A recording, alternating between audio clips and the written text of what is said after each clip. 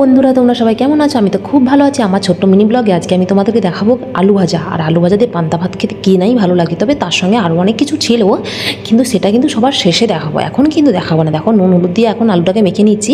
আলুটা কিন্তু আমার আগে দিয়েই কাটা ছিল, সেটা কিন্তু তোমাদেরকে দেখাইনি। দেখো, নুন হলুদ মাখানো হয়ে গেছে, ওদিকে কড়াইও বসে দিয়েছিলাম আর তেলও গরম হয়ে গিয়েছিলো। তার মধ্যে আমি আলু দেবো বলে লঙ্কা কুচি করে রেখেছিলাম। দেখো, আলুটা আমি দিয়ে দিলাম। এখন একটা নাড়াচাড়া করছি।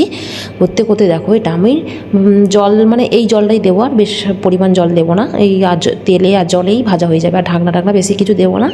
দেখো তো বন্ধুরা, আলু ভাজাটা পান্তা দিয়ে ভাত খেতে ভালো লাগবে কি না। দেখো, আমার আলু ভাজাটা প্রায় রেডি হয়ে এসেছে। তো দেখো, পান্তা ভাত, লঙ্কা, তার সাথে আছে বেগুনি, তার সাথে আছে শসা। উফ, ওয়াও ওয়াও ওয়াও! ভালো লাগলে অবশ্যই লাইক কমেন্ট শেয়ার করবেন এবং সাবস্ক্রাইবটা করতে কিন্তু ভুলবেন না। সবাই সুস্থ থাকবে, ভালো থাকবে। আজকের ভিডিওটা এখানেই, আবার আমি নেক্সট ভিডিও নিয়ে চলে আসবো। দারুণ।